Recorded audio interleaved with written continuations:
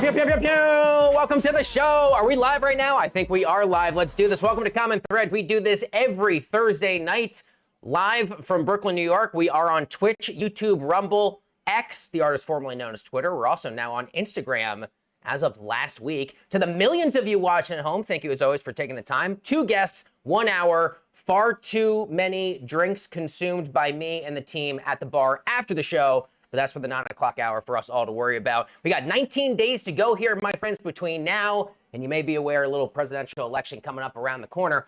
We say this is a show like no other because unlike all the other political debate shows and the this and that you see out there in the media ecosystem, we want you to be a part of the show. Down there, here, nope, there it is. Now it's right there. There's a QR code. You can scan it. You can sound off and let us know what you want our guests to debate and talk about later in the show. Is it the mental health impact of this presidential cycle? It's a very interesting topic and a very important one as well. Or the betting markets predict the winner. As my producer Taylor would say, it's like we're either doing mental health or we're doing gambling. Maybe the two a lot more related than you might think. Also, throughout the show, sound off with your comments. We want to know what you think. Ask your questions. Give us your political takes. I will interrupt myself and the guests from time to time to feature your comment because you are the most important part of the show. Is that right? The guests are the most important. I feel like the viewers are the most important part. It's always about a more informed voter or a reader or a viewer. And you at home, you're what it's all about. All right, let's bring in our guests. We got Reid Rasner. Reid is a GOP commentator, a wealth advisor, and a former Republican Senate primary candidate in the great state of Wyoming. I've never been there. I got to admit, I've never been to Wyoming. But Reid, I appreciate you being here. I cannot wait. I feel like you could see the night sky and the stars a lot better than I can here in Queens and Brooklyn out there. You have a little less light pollution. And of course, joining the show tonight is Jay Michaelson. Jay is a rabbi, a journalist, a best-selling author, all-around awesome guy. Jay, very excited to have you. It's fun to be here, man. I have been to Wyoming. I spent a summer in Montana, and you're missing out, JD.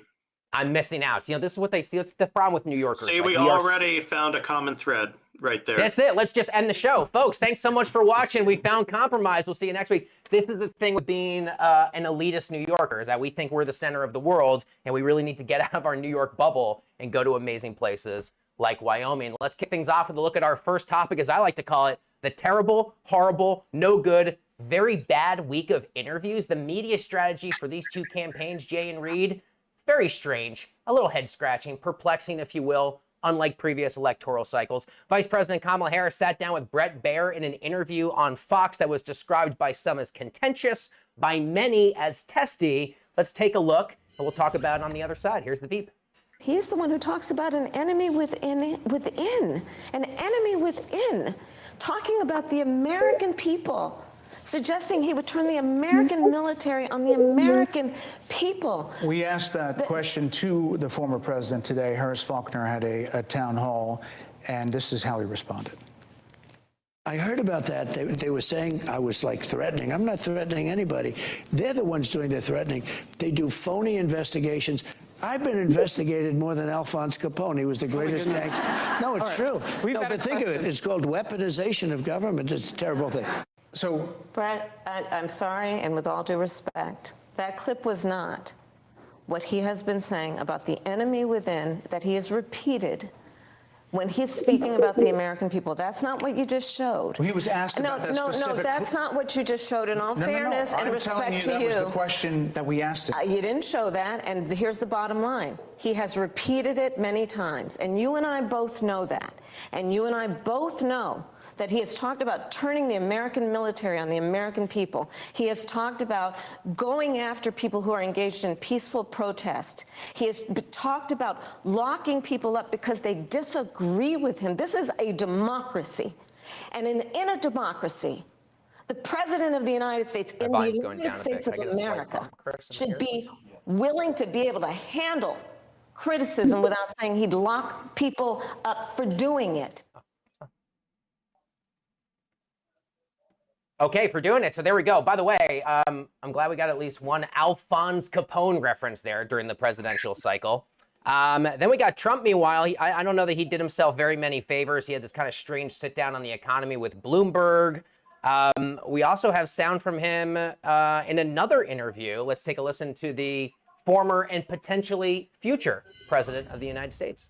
We have the greatest military in the world, but you have to know how to use them. You have to know how to use them. But I protect you against outside enemies. But, you know, I always say, We have the outside enemy, so you can say China, you can say Russia, you can say Kim Jong-un, you can say, but that's not, it's going to be fun. If you have a smart president, no problem. It's the enemy from within, all the scum that we have to deal with. I think the bigger problem is the enemy from within, not even the people that have come in and destroying our country. By the way, totally destroying our country. The towns, the villages, they're being inundated. But I don't think they're the problem in terms of election day. I think the bigger problem are the people from within. We have some very bad people. We have some sick people, radical left lunatics. And I think they're and it should be very easily handled by, if necessary, by National Guard, or if really necessary, by the military.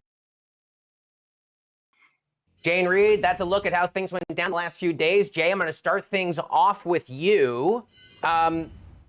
Was it a mistake, you think, Jay, for the vice president to sit down, go into enemy territory, if you will, over on Fox News? Your thoughts? No, absolutely not. I don't even like that frame, enemy territory. You know, there are a lot of, Fox News is the most watched news channel in this country. And I think, you know, on the Democratic side, Pete Buttigieg just showed that if you engage in a serious, non-condescending way with people's questions, you know, you can show what you stand for. And I think, you know, the Trump campaign has tried to paint Kamala Harris out as stupid, you know, and all these kinds of things. I think she certainly showed on that interview she's not stupid. You know, I don't know whether she won any voters or not, but I do think that, no, I don't consider Fox to be enemy territory. You know, I think there are a lot of good people who watch every network that there is. And I feel like she acquitted herself pretty well. Whether it nets her any votes, I don't know, but I certainly don't think it was a mistake. Reid, I would love your perspective here. Obviously, Donald Trump making headlines. He makes headlines for good reasons every day. He makes lots of headlines for not so good reasons. That's a nice way to put it. This idea of the enemy is within. Potential military force on U.S. citizens. This, to me, seems off. How do you view this? I don't think he was talking about U.S. citizens. I think he's talking about the illegals that have come into the United States, not U.S. citizens, and he's spoken a lot about this. But he did say in the thing, I mean, he said in that clip, not the people who are coming in. I mean, he was pretty specific. I mean, I don't know. I think that's like red meat, you know, for a certain part of the base to talk that way. He spoke about China. He spoke about our enemies abroad, and then he said the enemies within and the unsecure border, I believe. So he's talking about the illegals, how they're voting in our elections. American elections should be protected to American voters. I think we can all agree on that. Illegals coming in, 20, 30 million illegals now. Which goes into the housing crisis. When you read about Kamala's plan, we wouldn't have a housing crisis if we didn't have these illegals here. So there's a lot of economic turmoil happening due to the immigration problems we face and the border being not secure. Reid, can I just ask you an honest question? I've always wanted to ask someone in this capacity. Why do you refer to these human beings as illegals? I understand the illegal alien thing. Why not undocumented immigrants? Isn't the idea of isn't there just like a human decency? This isn't like me being some like, oh, liberal member of the media. I just feel like, isn't there just this like cross current of human decency? Why do we have to like refer to human beings who obviously the vast majority of these people have come to this country, just like all of our ancestors did. My grandfather, your family members came to this country in search of a better life. Why do we have to use that kind of angry rhetoric to describe them? I don't think it's angry. I think we and my ancestors and your ancestors came here legally. We came through a legal way and got here and became U.S. citizens, and we assimilated and we're part of the country. And we have a flow of illegal immigration now coming through our southern border. And these aren't just from Mexico. They're from China. They're from Africa. They're from all over the world coming through our border. And they're illegal. So you can call them undocumented if you'd like. And I think this goes in part to what one of our questions is, the mental health crisis in this country. We rely on identity politics in this country. And it's time to get tough, and it's time to bring actual change and uphold the law in this country. I truly do believe that. So they're illegal for a reason, because they came here illegally. And I think President Trump speaks for the majority of Americans who are feeling the pressure, especially the economic pressure that the Biden-Harris administration has truly brought upon Americans. The last 4 years has just been crippling, especially in middle America is feeling it very hard. These small towns are truly hurting. Speaking of immigration, we have extended sound. This is Vice President Harris in that Fox News interview. Let's take a listen to that. I'll ask you gentlemen about it on the other side. When you came into office, your administration immediately reversed a number of Trump border policies. Most significantly, the policy that required illegal immigrants to be detained through deportation, either in the U.S. or in Mexico. Included in those were a large number of single men, adult men, who went on to commit heinous crimes. So, looking back, do you regret the decision to terminate Remain in Mexico at the beginning of your administration? At the beginning of our administration, within practically hours of taking the oath, the first bill that we offered Congress, before we worked on infrastructure, before the Inflation Reduction Act, before the Chips and Science Act, before the bipartisan Safer Communities Act, the first bill, practically within hours of taking the oath, was a bill to fix our immigration system. Yes, ma'am. It was called the U.S. Citizenship Act of 2021. Exactly. It was essentially a pathway to citizenship for the... Yes, ma'am. May I finish responding, please? But you have to let me finish, You please. had the White House and the House and the Senate, I'm and they didn't bring up that bill. I'm in the middle of responding to the point you're raising, Okay. and I'd like to finish. Yes, ma'am.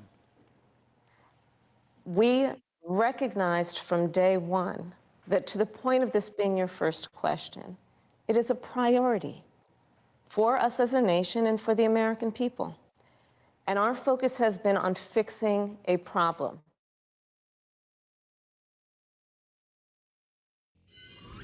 From substance, aside from policy, I wonder, Jay, do you share the concerns that a lot of people have, which is at times Vice President Harris just does not give great answers during interviews, and at times has been very light on policy, light on specifics, light on substance a bit. I get it's kind of a rushed 100-day campaign in many ways, but how do you view either a response like that in light of the fact that, as you said, hey, at the very least, you may not view it as enemy territory, but she was willing to sit down at Fox News?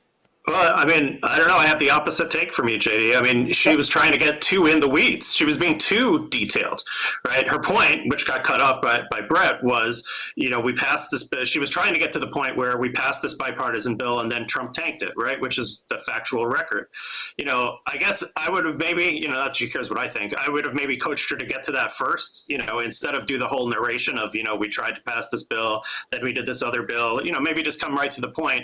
We did pass, she would be saying, the Democrats did pass a bill with Republicans, and then Trump kneecapped the Republicans who did that bill.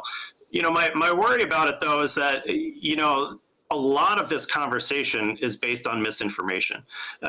So a second ago, we just heard, there are people who came in and committed heinous crimes. We should know the facts that, the rate of crime among immigrants is lower than the rate of crime among natural-born citizens. It's not because they're better, it's because they don't want to get deported because they're here to build a better life for their families, right? It's just common sense. And yet, we're told again and again that illegal immigrants, undocumented immigrants, call you what you will, are contributing to this crime wave, or they're contributing to the housing crisis, whereas every responsible economic analysis says it's like maybe a 1% of the housing crisis. It's negligible. So this whole conversation is based on a lot of misinformation. And it's frustrating, I think, when that is the case. That's the first thing. We've now spent 14 minutes talking about it. And it's just based on a lot of media and politicians kind of whipping up some of the worst angels of our nature. I agree, we face a massive mental health crisis in this country. And, I have a background, I used to teach meditation, and obviously I'm in clergy, so I see it firsthand. And that does not respect party lines, right? There are folks suffering on all sides of this spectrum.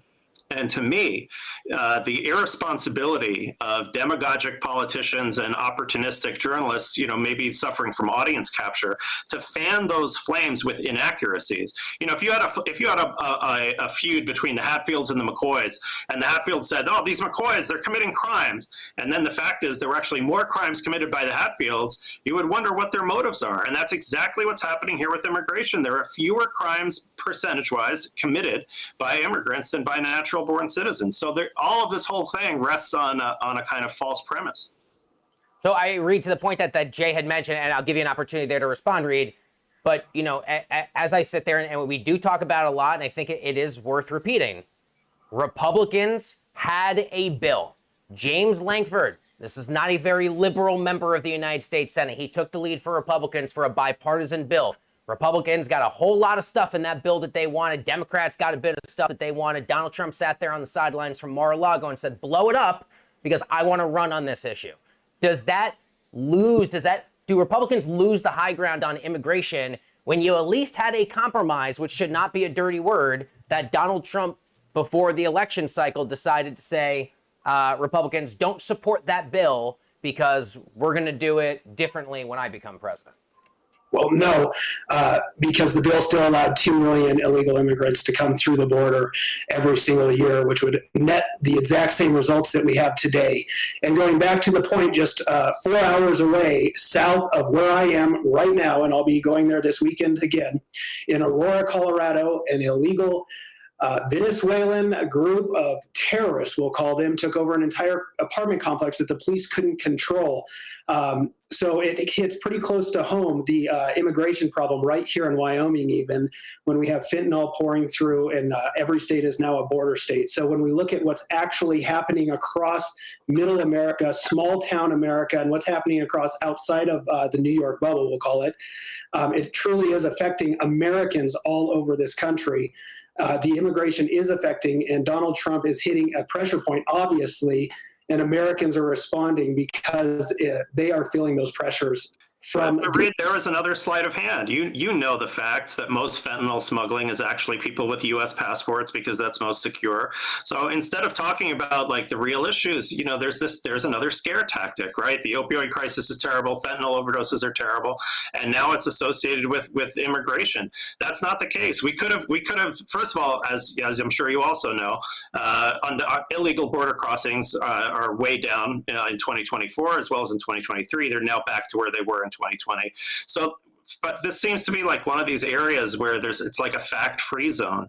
And it just is, within the Republican Party, there were many different points of view, right? So a lot of, for example, big agriculture wants more immigrants, right? And because our immigration process is broken, because it takes so long to attain citizenship, because all of the judges' cases are backlogged, so a lot of these, mega, gigantic farms and other industries are turning to illegal immigrants to fill these jobs. So it's not the claim that it's actually hurting the economy is belied by the sort of Chamber of Commerce types who actually don't want to turn down the spigot at all. And that was one of the reasons why it remained open as long as it did to help the recovery from the pandemic. It just feels like there's a lot of heat and not a lot of light in this area of conversation. Jay, I'm going to cut you off. I want Reid to get the last answer here before we move on. Reid, go for it. In the first 100 days, our border czar, Kamala Harris, signed and had President Biden sign 95 executive orders to gut the border and allow this to happen for 4 years. So to say that it's not a problem today is shocking because it was a problem for nearly 4 years now when we're looking at 10, 20, 30 million illegal immigrants coming across that border. And they're not coming here with the best intentions, not all of them, some of them, but not all of them.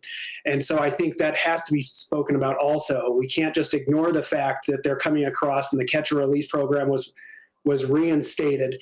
There's a lot more to this. And when we talk about fentanyl, it certainly is coming across the border. In fact, there's technology out there, and I spoke about this on my campaign, that we can trace the strand of fentanyl back to the cartel it's coming from. So maybe they have mules with passports bringing it across, but it's coming across that southern border from Mexico. And this is an issue, and it is affecting communities all across America. We have to move on, but of course, the spirit of the show is finding common ground. And so quickly to both of you, Reid, I'm going to start with you. If Vice President Harris wins this election, do you have any confidence here, Republicans and Democrats? Obviously, at that point, I'd have to imagine, for the most part, Trump's political career is done. And the James Langfords of the world, the Mitch McConnells of the world, may be more inclined to work with Democrats. Do you have any sense that if Harris wins, regardless of what happens on Capitol Hill, both parties can find some type of good faith compromise immigration bill that's not going to solve everything, but at least gets us a little bit closer to where we need to go, Reid? If we have a President Harris, we will have to have a divided government. So Republicans need to take control. That way we have a checks and balance system and there's not just one agenda being pushed. I truly believe that. And so that would be the common ground is I don't want to believe that's going to happen, but if it does happen, there has to be a split government. And I'm not against a split government because I think inherently that's an electoral check, right? If it is Vice President Harris, but the American voters come out and say, well, we want the Senate to be in GOP control, that's how the voters go. Jay, to you, do you have any sense before, there you are, pardon me, Jay's on this side, before we move on, any sense that regardless of what happens with the election here, obviously this is an issue that needs to be solved with, but Jay, do you have any sense of confidence here that you got some Republicans on Capitol Hill that are willing to view this through the lens of humanity? Well, there were, right? I mean, we did have a bipartisan agreement, right? I mean, that was, and there were some tough compromises that both sides made, and that is how it works, right? So we already did. So I think the challenge for me, I thought you were going to flip the script and say, if Trump wins, will Democrats work with Trump? And I think the challenge there is some of the things he's promised are pretty horrifying. It's where you see people carrying signs at the convention saying mass deportations now. I don't know if they've thought through how that really is supposed to work. I mean, you can't tell by looking whether somebody is here legally or illegally or whether they're a citizen. So that's going to be a gigantic police presence. It's going to be a gigantic mobilization of the federal government. And, I know conservatives don't like it when progressives talk about Project 2025, but in that document is a huge growth. It's a very unconservative, unrepublican document. It's a huge growth in the federal infrastructure, transit camps, deportation camps. That's where I don't know if even I'm on board, with working with that. I mean, it's a very it's just a very far right version. Sure. And yeah, I've said before. One more thing on that. I've said on the air before. We got to go, but go for it, Jay. I've said on the air before that I think there could be a rational immigration reform that I would certainly be supportive of and that most Democrats would. The problem is that the rhetoric that we're seeing from the Trump wing of the Republican Party is not that. It's this really intense race-baiting rhetoric. I think it's fair to say you both have a lot of really valid points. The mass deportation thing, I find myself agreeing that I don't know how well thought through it is. I remember Elian Gonzalez. I was a young kid when that whole thing happened, but that image of the gun in the house, it shocked a nation before we had social media images that could go viral and shock people. And I just sort of wonder what this actually looks like. Campaign rhetoric is one thing, actual practicality and follow through is another. But however, we're not going to solve it tonight. We will continue to have this conversation, but we do have to move on with our next topic. My thanks to Jay and Reid there. Let's take a look at where we stand here in terms of our third topic. Is that what we're up to for the show? Yeah, I am. Skew the QR code, scan it, and let us know what you want to see Reid and Jay talk about for the end of the show. The mental health impact of the election, which I think Jay in particular has got a lot of thoughts on. The betting markets predicting the winners, and I think Reid's probably got a lot of thoughts on that. Because spoiler alert, the betting markets are kind of indicating a Trump victory right now. So these are two interesting topics right now. We got a lot of votes, and we'll get to that in the show. All right, folks, heads up, interest rates are falling. You may have heard the U.S. Central Bank, Jay Powell, his friends at the FOMC. Yeah, they're hard at work lowering interest rates, but the good news is you can still lock in a 6% or higher yield with a bond account from our friends over at public.com. It's a pretty big deal. Actually, it's a really big deal because when interest rates drop, so can the interest that you earn on your investment. A bond account lets you lock in a 6% or higher yield with a diversified portfolio of high yield and investment grade corporate bonds. So while everyone else out there, all your friends with their portfolios, they're watching their returns shrink, you can sit back, collect a little bit of extra cash with those regular interest payments. But you might want to act fast because your yield is not locked in until you invest. The good news is, and I can attest to this, I have an account at Public. I've had one for years. It only takes just a few minutes to get set up. Scan that QR code, get yourself an account, lock in a 6% or higher yield with a bond account from our friends over at Public, only at public.com/CT. Time now for a fan favorite segment on the show.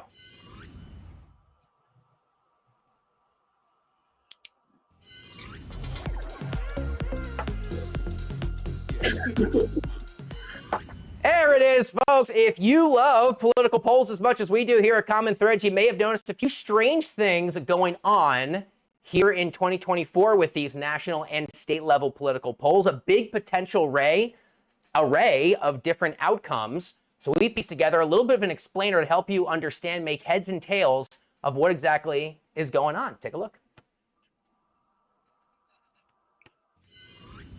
Everyone is looking at polls in 2024, trying to figure out what the is going on? Some polls show Trump with a strong lead, others show Harris outperforming in those very same states. And that's because this year there's a controversial polling practice called weighting by recall vote, and it's splitting the pollster community. In the last few elections, pollsters have been unable to predict the strength of Donald Trump. So to overcompensate, pollsters are now asking respondents an additional question. Who did you vote for last time? Here's how it works. In 2020, Joe Biden won 51% of the entire vote, while Trump took about 47%. So if a new poll right now asks 2,000 voters who they like, and the numbers are, let's say, 70% Harris and only 30% Trump, that doesn't match the 2020 numbers. So by asking respondents who they voted for last time, Trump voters in the poll are given more weight, assuming that for whatever reason, Trump voters are not being properly represented in this sample. The idea of waiting on recalled vote is to not underestimate Trump again. And most big pollsters right now are actually using this new controversial method.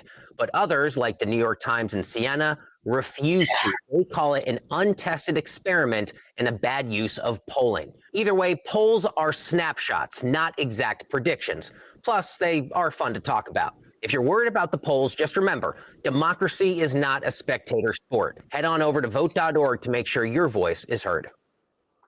Well, by way of political explainers about otherwise wonky and or boring elements of electoral politics, that's about as good as it gets. Reid, let me kick things off with you here. Your thoughts on the kind of the state of national polls, and I wonder, as someone who's been as deeply steeped in politics as you have, what do you make of the kind of different methodologies? Because we are getting different results, because some pollsters are trying to do it one way, other pollsters obviously trying to make sure Trump voters are accounted for. Reid, what do you think? Well, I think Republicans have so much anxiety over election interference right now, especially in my state. It seems like people are holding their cards close to their chest, it seems like. So they do texting, they do email. There's different methods of polling. And I'm not a statistician, so I don't know. I did do polling during my campaign. I read the polls. I don't know what to think anymore. The polls have been wrong since 2016 when Trump came down the escalator. So I don't know that we can trust the polls. And one day Trump is ahead, the next day Trump is down. And it's, I don't know. It's guesswork at this point. No one can get that Trump effect in place. Jay, we love the polls. Like I said in the package there, if nothing else, they are fun to talk about. But to Reid's point, especially if you've run for office before, you've been a candidate the way that he is, you sit there, I'm sure you've got your own internal polling, but at a certain point, you got to sit there and say, pollsters kind of have no idea what to expect. Jay, how do you look at polls ahead of a political cycle, if at all? Yeah, I mean, this is another common thread. I think I really agree with everything Reid just said. There's a lot of wild cards, right? So Trump support is notoriously hard to measure. There also, in 2022, there was supposed to be a red wave. That didn't really happen at all, right? So, and there was a surprising turnout of women who might normally vote Republican, probably as a result of Roe versus Wade being overturned. We don't know if that's going to be a factor in this election again. Then there are parts of the Democratic constituency which are weaker than they often are. Black support for Kamala Harris is lower than Black support was for Biden in 2020. That's an important voting bloc usually in the Democratic coalition. So there's just a ton of wild cards, and I don't think it's really. For me, I think your last point that you did in the setup, JD, is the most important one. I think, people who care strongly about this election on whichever side, we need to run and hard. I want to get as many people registered as possible. I want to make sure there's as much voting access as possible. I'm sure Reid and I disagree about the extent that there might be fraud or whatever and things in the national election stuff. But ultimately, I agree that you got to just throw up your hands. And I definitely don't, by the way, put any credence in the betting markets. This feels like a pretty small, and that was true when Harris was up also. And people were like dancing the happy dance about that when she was up. These are game. It's not that hard to game these markets, not in some weird, sinister, conspiratorial way, but just in the way that betting markets can get gamed. So I definitely dismiss that one out of hand, but it's really anyone's race. Fair enough. More on the betting markets in a little bit, because you're not alone. I think general skepticism of what are called event contract platforms. We've had the conversations on the show before. We'll continue to. But I like that we could both sit there and say, you know what? No matter what side you're on, no matter who you like, no matter who you dislike, there's one thing we can all do, and that's actually be bothered to get up off the damn sidelines and exercise your right to vote. We plugged it in the package. I cannot plug it enough. They're not like a sponsor of the show, but vote.org is free, safe, secure, it's reliable, it's nonpartisan. Check your registration status. Early voting has already started in a handful of states, including the specific state we're going to take a look at. The Peach State, 16 electoral votes. We love the state of Georgia. The election last time around came down to it. Take a look at Real Clear polling. This is the average right now. Trump with a fractional lead. This is basically no lead at all if you're at 0.9 percentage points here. Jay, let me go back to you here. Obviously, Biden narrowly carried this state in 2020, 4 years after Trump very narrowly carried it in 2016. How do you see things playing out in the state of Georgia, Jay? Is this basically a coin flip? I mean, statistically it is. I think it's an unfortunate place where we probably won't find a lot of common ground between a progressive and conservative about what's going on in Georgia.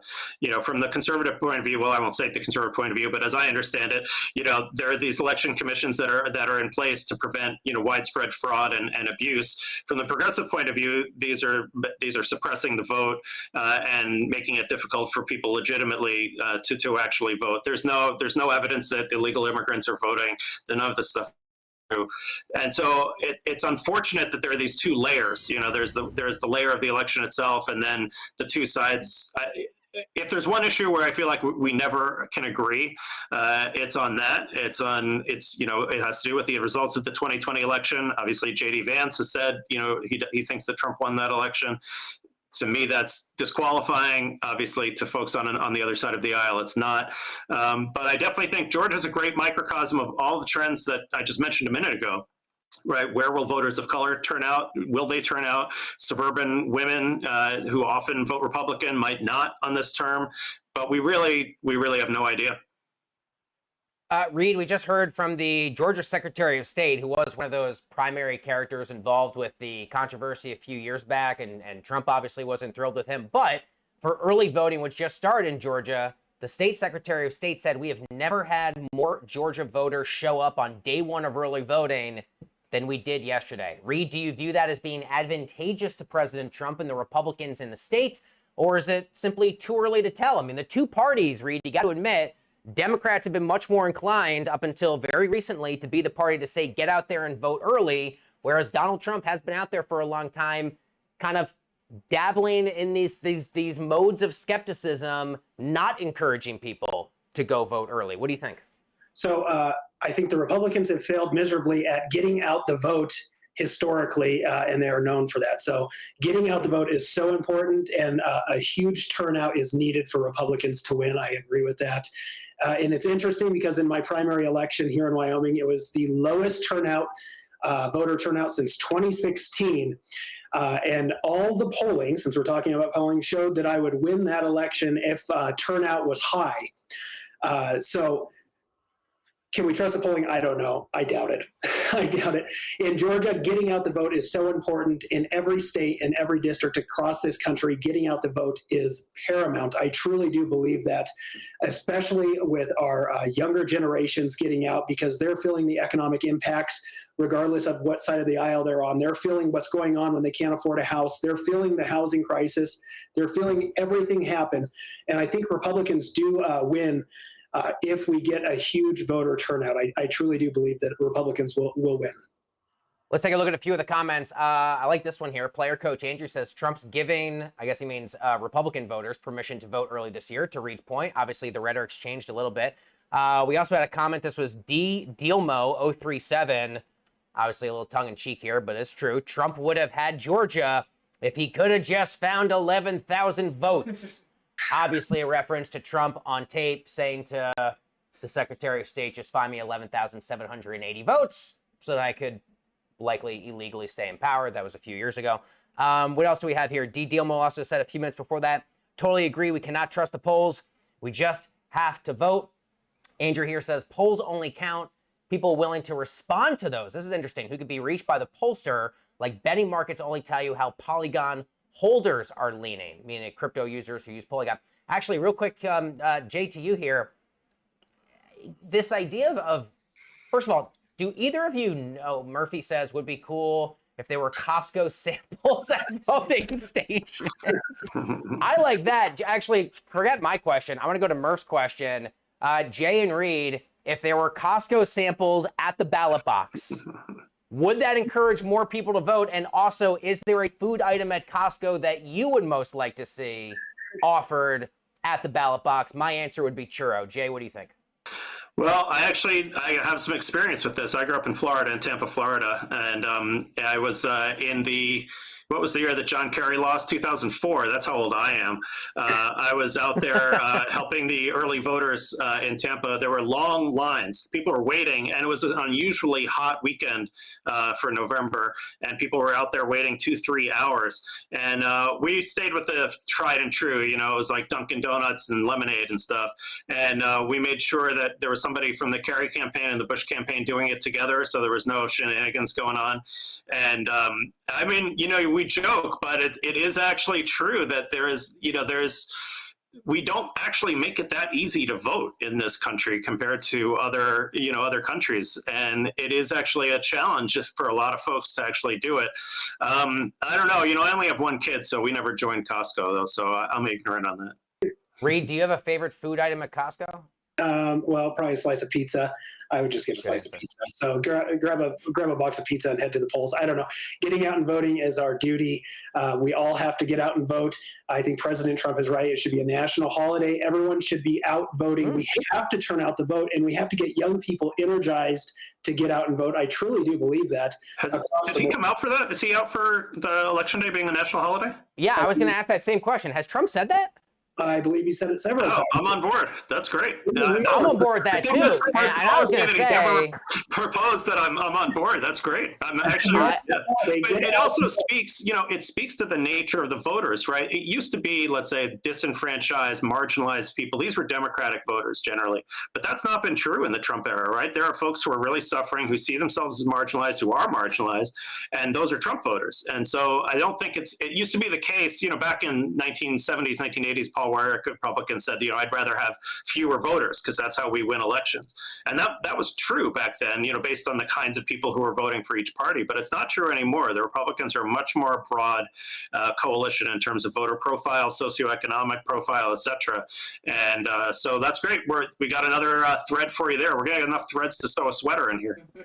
Yeah, I remember I was a Capitol Hill reporter when Democrats tried to pass a bill called H.R. 1, that was House Resolution 1. In other words, it's kind of a messaging bill. They title it number 1 because it's the first thing when they took over control a few years ago. They're trying to communicate to the American people the priorities on that very long list of things they wanted to do. Make it a national holiday. We just had that comment from Nickelodeon. Make it a national holiday. A lot of countries said, wouldn't it just be great? Everyone gets off that Tuesday, November 5th. No one going to work. Everyone could go to happy hour the night before because you have to wake up and go to work. You wake up leisurely. The next day. I don't know. Yeah, which side does that help? I don't know. It's a good question. But go get your Costco slice of pizza and exercise your right to vote. All right, my thanks. Obviously, all the amazing comments we got to feature. Moving on here in the show, institutional distrust in the media. Long gone are the days of Walter Cronkite being the most trusted man in the United States. According to a recent Gallup polling, the American people do not trust the mainstream media at all. It's only gotten worse. It was bad, and now it's even worse. Only 31% of those surveyed said they trusted the media to be accurate or fair. 36% said, I got no trust at all from what I hear out of the MSM. Confidence, unsurprisingly, a bit higher among Democrats. 54% of Dems say they trust the media. Only 12% of Republicans have said the same. Reid, your thoughts here. Talk to me about why you suspect so many members of your party have no trust or very little trust in the traditional media outlets. And is it a symptom of Trump-related rhetoric the last few years in particular? Reid, how do you view this? Well, I don't know if it's a symptom of Trump-related rhetoric. The media just cannot be trusted. So I cut the cable. I don't have cable. My mom in 68 years old, cut the cable. She doesn't have cable. I think citizen journalism is taking over. I think our First Amendment is kicking in. I think Elon Musk is doing something great. I think people are getting their news from the source and making up their mind. And if we opened up the lines of communication and we spoke to each other again, rather than pointing fingers and unfriending each other on social media is such a disastrous place for society. I truly do think so. It's where keyboard warriors come out and fight each other, but the media drives this narrative and they pick sides. So I wouldn't watch certain channels, which I'm sure there's a lot of other people that don't watch other certain channels because of the type of agenda that they push. So it needs to be nonpartisan and it needs to be fair. And that's not something you get from mainstream media. I understand that. I'm going to stick with Reid for a second. Elon Musk tweets some of the most insane shit that I have seen on social media my entire career covering politics. And I understand that. And I mean, listen, we are doing this show right now intentionally in a different way, a different format, audience engagement you don't see in mainstream networks. We're doing it on platforms like Twitch, Rumble, Instagram, and others. That's not typically where people consume their content, but we have confidence that this is increasingly where eyeballs are. So I agree with that. But Reid, isn't there something to be said for having people that have gone to journalism school, people that have committed to the craft, committed to their careers in good faith, to be somewhat of the arbiters of truth? Obviously, newsrooms get things wrong. Reporters have fuck-ups. They make apologies after the fact. But isn't that, to some degree, a bit more admirable of a direction than genuinely anyone who could spend $8 on a jabroni blue checkmark on Twitter having the perception of legitimacy without actually any of the underlying legitimacy? No, because our First Amendment means something, and you're allowed to disagree with anything Elon Musk says, and he probably intentionally says some absurd things to get a reaction and to get in the news cycle. And we're allowed to disagree, and you do not have a right not to be offended.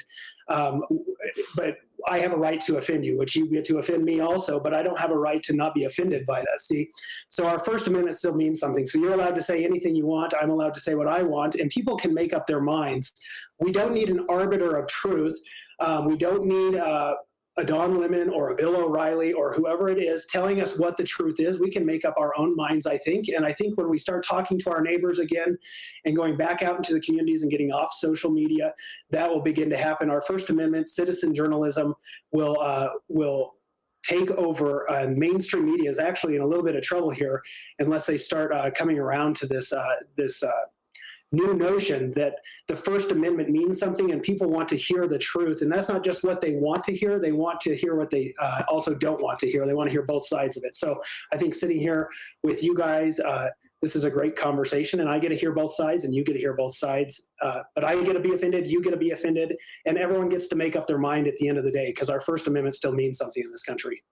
I agree, and I want everyone to have a platform. I want conversations to be democratized. This should not be a walled garden by which people who did go to journalism school or have the legacy blue check marks think they are holier than thou. I understand that argument.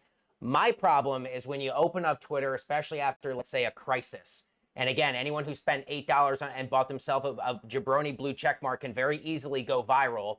And the average citizen journalist doesn't know to use words like allegedly or reportedly or all the things that we as journalists typically do to make sure that we're given the right cadence and context to a really important story and to create a more informed viewer, which again, traditional newsrooms are not perfect, but I do think for the most part, there's a lot of good faith from old school traditional journalists to still try and do the job right. Jay, why do you think right now, even if it has been plummeting confidence among Democrats, it does seem as if the left of the political aisle still does have a lot more of that old school confidence in those models? And Jay, how do you view the future of a lot of these news networks? Is there a future?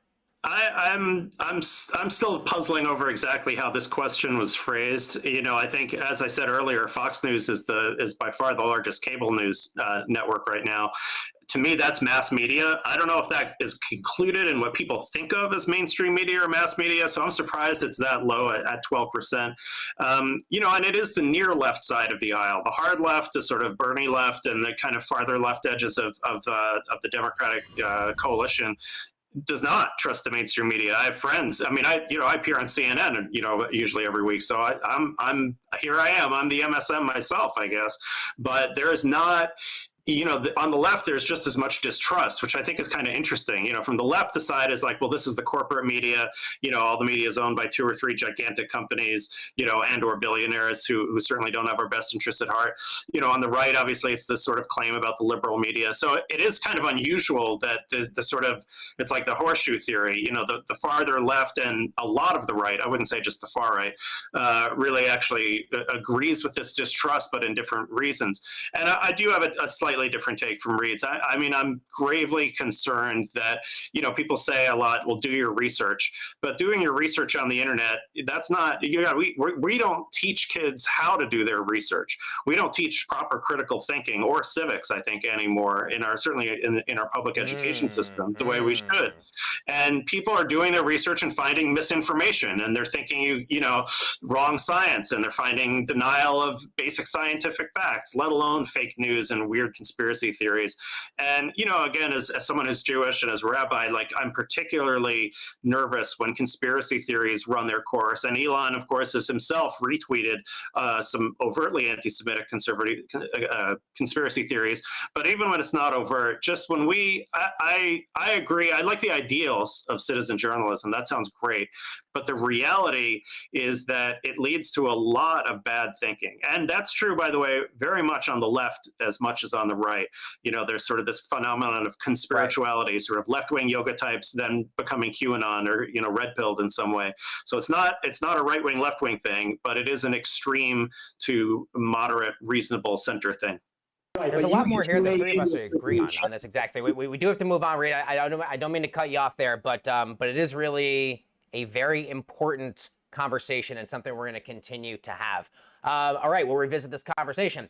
Moving on with the show at this hour. Listen up, folks. Once again, time could be running out to lock in a historic yield over at public.com. Cannot talk about enough. But the good news is you can lock in a 6% or higher yield with a bond account. Here's the thing, as you know, the Federal Reserve, Jay Powell, the big dog himself, just announced a big rate cut, and the plan is for more rate cuts. Might be November, might be December, into 2025. The good news is, that is good news if you're looking to buy a home, decreasing those borrowing costs across the U.S. economy. Might not be so good for the interest you earn on your cash. So if you want to lock in a 6% or higher yield with a diversified portfolio of high yield and investment grade corporate bonds, you might want to act fast. You can do it very easily. There's the QR code. You probably got a smartphone. Get yourself set up. It just takes a matter of minutes. And once you lock in your yield, you can earn regular interest payments even as interest rates continue to decline. And trust me, they will continue to decline well into next year. Lock in a 6% or higher yield with a bond account over at public.com/CT. But hurry, your yield is not locked in until you invest. All right, back to the show here. We got Jay and Reid, and this was a little bit interesting. This was picked up on social media in the last day or so. This was at the Ethel Kennedy funeral. Here's former President Barack Obama and Joe Biden, a lot of super sleuths trying to figure out what this secret conversation was between the two leaders of the Democratic Party. The good news is we actually have the leaked audio of the exchange. We actually know what they said. Let's take it full screen and give it a listen. So, is Comment Threads a total bust? Nope. It's awesome. Every Thursday evening, the audience weighs in live with comments. It's unlike any other politics show out there. Wow. Wait. How is 8 p.m. working out? It's good. It's good, but yeah. To be honest, it's tough with Thursday night football, so I think the show should be at 7 o'clock instead. Kind of like a pregame debate show. Yeah. And it's before my bedtime. Yep. That's it, folks. You heard it there from Joe Biden and Barack Obama. Starting next week, our show will be moving to 7 o'clock. Glad we got that leaked audio because everyone's been trying to figure out exactly what they said. All right, let's take a look now at mic. Yeah, you're not kidding here. All right, let's take a look here and see what we got for our third and final topic. What are we rocking with? What did people select? What did they vote here? Are we doing the election's mental health impact? Can we take the results full screen? I think we're doing number 3. I think we're doing number 3, elections mental health impact. A new survey found 61% of Americans say this election's having a negative impact on their mental health. 46% report election-related anxiety, 37% stress, 31% feelings of fear, and that's even higher among younger Americans. When asked the question directly, how are you coping with election anxiety? 44% said they're avoiding news altogether. 21% said avoiding family and friends. 9% said drinking more alcohol. Jay, you write a lot about this. Talk to me about your thoughts about the deterioration of mental health so many people are having related to November 5th.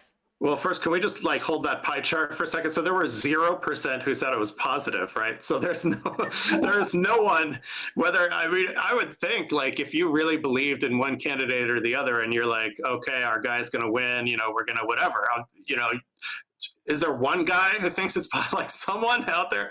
Yeah, no, I mean, it is definitely, look, I mean, I think, I do only this one. I am in my bubble. I mean, I really see it on the left side. I'd actually be interested to hear what Reid has to say about this on the more conservative side. And you know, people are really worried. You know, I think it depends on how seriously you take the things that Donald Trump says, how seriously you take the things that are in Project 2025 that his former aides wrote.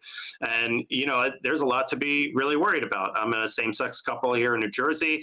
You know, my federal rights are being threatened, and that's me personally in a pretty, you know, privileged kind of position. And people are really anxious about this.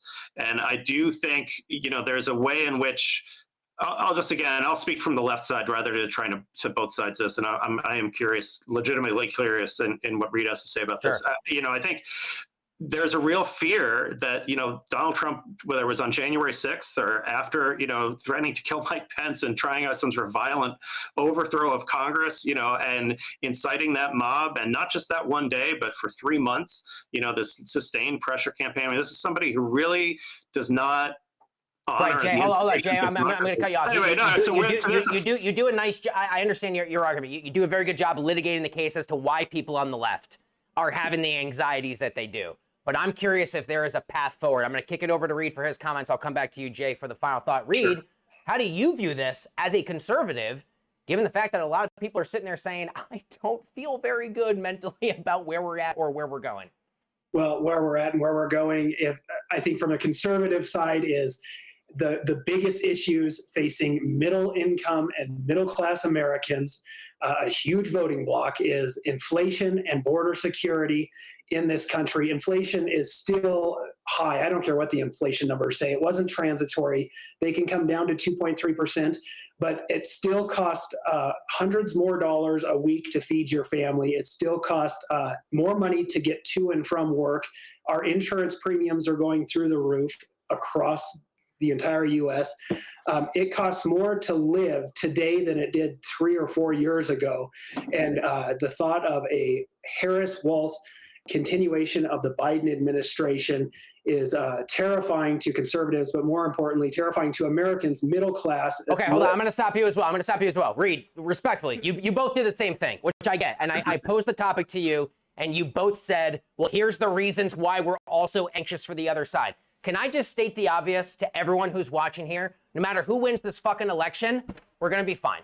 Everything is going to be fine. The sun is still going to come up. The Republic will still endure. Might it look a little bit different? Yes. Might there be things in policy, things in federalism, things that unsettle you to your soul? Absolutely. But for the love of God, this is not existential. If you're a Kamala Harris supporter out there and Donald Trump wins this election, you don't have to move to Ireland. If you love Donald Trump and the Democrats win, that is not the end of the Republic. I swear to God, like, everything is going to be fine. It might be a choppy territory.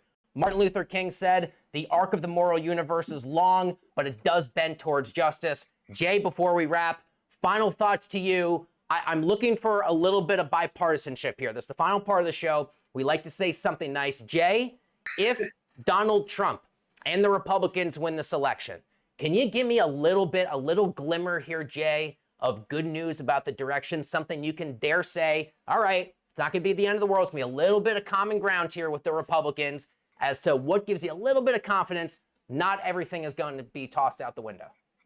Nah, you're not going to like my answer. Here's my optimistic take. Trump wins. We will see that all of these promises are complete bullshit. Changing the immigration structure is not going to affect the alienation in the so-called white working class. Slapping tariffs on China is going to lead to runaway inflation. We are going to have a disaster on all of the breadbasket issues that Reid accurately identified that people really care about. So my upside for Democrats, I believe we will endure, and I believe we will have a test of this kind of Trumpist populist pseudo-economics, and that test will fail. And hopefully there will be a wiser form of the Republican Party that emerges as a result. But that's not what you wanted, but that's what I got. But Jay, there's nothing good if Trump is president. There's nothing you could say. All right, well at least. Well, that is. I mean, I think there's a referendum on this kind of nativist populist politics, and so it will get worse before it gets better. But I do actually think that that's true. But hey, look, if we get Election Day as a holiday, that'll be a plus. All right, I will take that. Reid, over to you. If this is a Harris and clean Democrat sweep, for the love of God, man. Give me something that's not going to make me want to throw this notebook angrily across the window. There's got to be something good here, Reid. That's going to happen here if Trump loses, right? I pray that both the House and the Senate are taken by Republicans, and we have open debate in this country again, and we get back to civility, even if it's 4 years of complete stale, just nothing happening. We have to start talking again as a country. I truly do believe that. We have to open the lines of communication. But if Trump wins, I think the Russia-Ukraine war ends. I think the Gaza Strip. It does end with the annexation of Ukraine into Russia, right? I mean, that's how that ends. I don't believe that's how that's going to end, but we'll see what happens. I believe that peace will prevail, and we'll see peace again. Man. I gotta say, guys, I did not mean for that to start getting to open up a whole other can of worms that we simply do not have time to get into. If we had an entire hour on the show, I would. You know, we like to do this at the end of every show so that the audience doesn't feel like everything's going in the shitter with the degree to our republic here. That's about as good as they often get, and so we do have to leave the conversation there, but I hope you will both rejoin the show at some point because I'd love to continue this conversation. That is Reid Rasner, Reid, GOP commentator, wealth advisor, former Republican Senate primary candidate in the great state of Wyoming, where I will soon be going, I promise. And Jay Michaelson, a rabbi, a journalist, a best-selling author. Jay, really grateful for your perspective and your good faith tonight. Same with you, Reid. Gentlemen, thanks a lot for being here on the show. All right, folks, bring back the wig party. That's what Murphy O'Halloran has to say. We're going to take a look at a few comments here in the final minutes we got left in the show. God, you know, we tried with that one, and then it just kind of gets a little kind of like, but it's like that every week, right, Taylor? I feel like we kind of do the bipartisanship, the grand finale, and sometimes it hits, and sometimes it's kind of people. Listen, we're deeply entrenched. They were nice enough, and we look for that. It was actually a killer debate for the two of them, and I was really grateful for Jay and Reid. Those were top-notch guests, really grateful for their perspective. Player coach Andrew has to say, independent creators own the future of communications. I guess that's us, folks. All right, let's take a look at some other comments, so I appreciate that one. Who else we got now? Bonnie Speck has to say, thanks for the show. I like both sides. Thank you for that, Bonnie. That's awesome. Bonnie also has to say, let's see, Courtney Green has to say, social media gives you access to people outside of your bubble. I don't know if Courtney means that in a good way or a bad way. I assume a good way, which is true, but also you got these algorithms, right? And I think that's part of the thing is that the platforms benefit by feeding you the red meat that speaks to the side you're already on, unless they're going for outrage clicks. But I like that comment nonetheless. D. Dielmo has to say, I'd love to know what the 39% who aren't bothered are on. That's a list of intoxicating substances that we talk about when we're off air, I guess. But yeah, I mean, the mental health component of the election, I get it. The anxiety I feel off of my friends, off of my family, not to mention the general mental health issues that newsrooms and journalists themselves face from being on the front lines of this stuff. D. Dielmo has to say, can we move to 7 p.m. in the words of Barack Obama? Yes, we can. And yes, we will. Starting next week, this show will kick off at 7 o'clock because we want you to finish work, go home, have a few drinks before you dial in for Thursday Night Football, watch some good faith political debate. Thanks for the show, says Bonnie. I like both sides. Both sides-ism itself as a thing is not inherently something I always support, but finding the common ground between where the electorate is, That's the sweet spot. So grateful to each and every one of you. Also, Murphy says, middle-class America wants cheaper and new flavor Zins. There is no better comment to end the broadcast with tonight. Thanks to each and every one of you for taking the time. We'll see you next Thursday at 7 o'clock. See ya. Oh, broke the camera.